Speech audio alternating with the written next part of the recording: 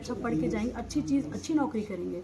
तो शिक्षा ही जो है बेसिक चीज़ होनी चाहिए। और हम अपने पूरे सभा में हर जगह यही बोलते हैं कि वहाँ मैं नोटिस करती हूँ जो महिलाएं होती हैं वो पीछे बैठती हैं और जो पुरुष होते हैं वो आगे बैठते हैं। तो आई थिंक एक ये नेचुरली सेट हो गया कि महिलाएं आएंगे तो पीछे बैठेंगे, पुरुष आएंगे तो आगे बैठेंगे, जबकि ऐसा होना ही नहीं चाहिए। पर ये एक आई थिंक जो पेट्रियार्की सोसाइटी है वहाँ से हर चीज़ पहले से डिसाइड हो चुका है कि वुमेंस का क्या रोल है और महिलाओं का क्या रोल है, जबकि कॉन्स्टिट्यूशनली ऐसा कोई रोल प्रिस्क्राइब नहीं है। तो ये चीज़ को हम लोग को जो मैनमेड सोसाइटी है उसको तोड़ के एक ऐसी सोसाइटी बनाना पड़ेगा जहाँ पे महिलाएं समान है, जहाँ महिलाओं को हर जगह भागीदारी मिलना चाहिए और वो अपने आप को फ्री फील करे अपनी बात रखने के लिए। आज महिला दिवस है, मातृशक्ति को क्या संदेश देना चाहेंगे? देखिए, हम यही कहेंगे कि जैसे हम अभी सदन में बैठे हैं तो हमें यही लगता है कि अगर हम 10 हैं, 10 में से 2 लोग सिर्फ महिलाएं होती हैं। अगर देश के हर डिसीजन में महिला का योगदान रहेगा तो महिला अपने आप मजबूत रहेंगी, अपने आप को फ्री फील करेंगी अपनी बात रखने में। अगर महिलाएं आगे बढ़ेंगी तो उनका योगदान भी आगे बढ़ेगा और वो अपने आप को आत्मनिर्भर महसूस करेंगी। लेकिन इसके लिए हम सबको जागरूक करना पड़ेगा, बाकी जो गाँव की महिलाएं हैं, कि आपका रोल सिर्फ घर तक नहीं है, आपका रोल घर से बाहर भी है। तो मुझे लगता है शिक्षा ही एक रास्ता है जिससे हम महिलाओं को घर से बाहर निकाल सकते हैं। केंद्र और प्रदेश सरकार की बजट पर क्या राय है आपकी? देखिए, जो बजट था वो कुर्सी बचाओ बजट था, क्योंकि उस बजट में देखा गया है कि जहाँ जहाँ से उनको पॉलिटिकली सपोर्ट मिला, जहाँ से उनको एक अलायंस का सपोर्ट मिला, वहाँ पे ज़्यादा बजट दिया गया है। हमारे उत्तर प्रदेश से मुख्यमंत्री भी हैं और प्रधानमंत्री भी हैं, उसके बावजूद उत्तर प्रदेश को कुछ खास बजट नहीं मिला है। उसमें ना ही कुछ एजुकेशन पे खास नज़र नहीं डाला इन लोगों ने। और हमें लगता है जो बजट में ऐसा कोई न किसानों की बात हुई है, न MSP की बात हुई है, न नौकरी की बात हुई है, जबकि उस पर ज़्यादा जोर लाना चाहिए था, एम्फेसाइज करना चाहिए था सरकार को। भाजपा सरकार को महिला सुरक्षा में आप कहाँ पाती हैं? देखिए, हम बिल्कुल नीचे पाते हैं, क्योंकि हमने आज सबसे बड़ा एग्जाम्पल आप लीजिए मणिपुर का। मणिपुर में हमारी महिलाएं बहनें जो जल रही थी, प्रधानमंत्री जी ने एक शब्द नहीं बोला, उनके पार्टी से कोई बयान नहीं आता है। बहुत बात, मुझे लगता है सालों बाद आता है एक शब्द बोला उन्होंने।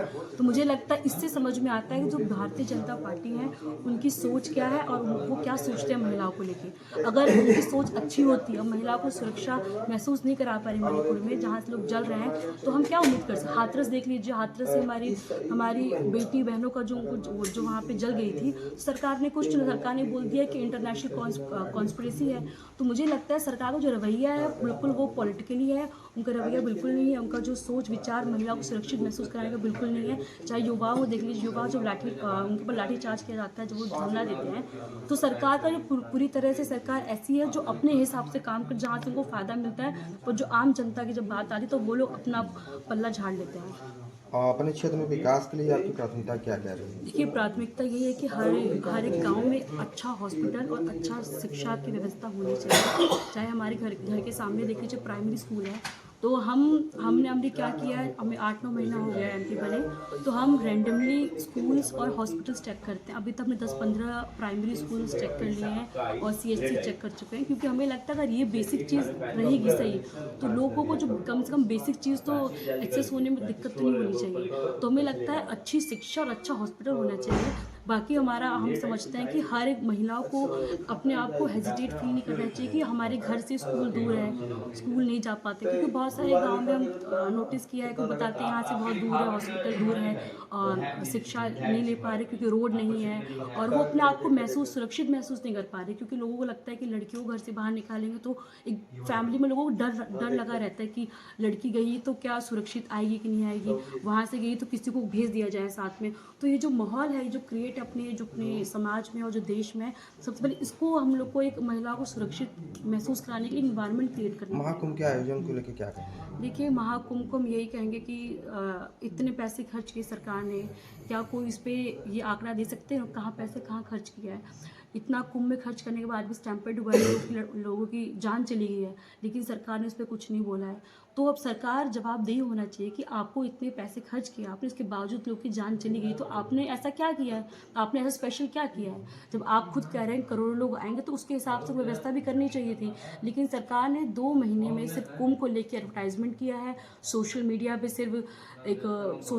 सिर्फ चला दिया है कि कुंभ है, लेकिन जो रियलिटी में है कि लोग परेशान हुए हैं, लोग बिना खाए पिए थे, लोगों को 17 किलो 18 किलोमीटर चलना पड़ा है, लोगों की वहाँ जाके जान चली गई है, लेकिन सरकार ने उसको पूरी तरह से सोशल मीडिया को छुपाए रखा और सिर्फ रियलिटी को जो बिल्कुल बंद करके रख दिया है। तो मेरा ये मानना है कि कुंभ के नाम पे 1.5-2 महीने प्रयागराज में बच्चे स्कूल नहीं गए पढ़ने के लिए, तो सरकार की आप सोच सकते हैं सरकार की मंशा कैसी है। तो एजुकेशन को हमेशा पीछे रखते हैं और हमेशा जो धर्म और रिलीजियस लोग के लोग आके हमेशा अपने पॉलिटिक्स करते हैं। जफराबाद ओवर ब्रिज का शिलान्यास हुए 2 वर्ष हो चुके हैं, लेकिन जी। इसके बाद भी कार्य शुरू नहीं हुआ। कहीं न कहीं राहगीरों को सामना करना पड़ता है दिक्कतों का। हाँ, शायद आपने मेरा सोशल मीडिया अगर फॉलो करते हैं आप देखा होगा, अभी हमने पिछले मंथ ही हमने जाके उनको रेलवे मिनिस्ट्री को सौंपा था एप्लीकेशन की। जो लास्ट यहाँ के जो सांसद थे बीपी सरोज जी, उनके माध्यम से वहाँ का इनॉग्रेशन किया गया था, लेकिन वहाँ पे काम शुरू नहीं हुआ।